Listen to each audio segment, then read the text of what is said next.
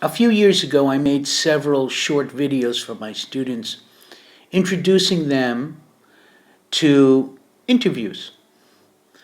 I recently combined these two videos and added subtitles so that more students could understand and follow the techniques that I talk about. Part 1 talks about general techniques of the interview process and gives a short, humorous example.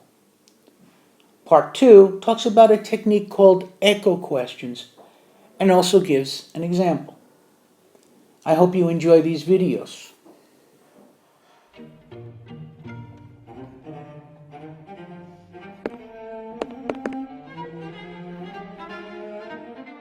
I want to talk to you today about the interview. No matter what language you're speaking, interviewing and getting interviewed are critical conversations. In an interview, there are questions and answers just like in a regular conversation, but they are one-sided, meaning only one person is asking and the other responding. This gives almost complete control to the interviewer. Ladies and gentlemen, I'd like to introduce you to Luther Hernandez. Good morning, Luther. Good morning, Peter. Luther is the author of a new book titled, "If I Had $1 for Everyone That Called Me a Loser, I'd Be Rich and Not a Loser Anymore." The story of his life as one of those people who tries to clean your windows when you're at a stoplight. So, Luther, you're a bum, is that right? That is correct, Peter. I have been living on the street practically my whole life. But you don't look like a bum anymore. Have you cleaned up your act? Oh yes. My book has already sold 1,000,000 copies. I still live in a box, but I got me a more expensive refrigerator box, and I put it right on Fifth Avenue. I got me a porter that opened the door for me, too. Well, I must say that I'm very happy for the success of your book. What made you decide to write it? Well, I was cleaning Volkswagen's windshield one day. I looked down at the rag I was using to clean, and I said to myself, I could do it. I could write a book about my job, maybe inspire young people to a life of rubbing grimy windshield. It was like that. It was very sudden.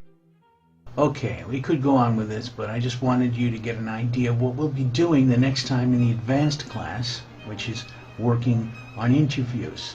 And thanks, Luther, for coming down and helping us out today. Always happy to help out a friend.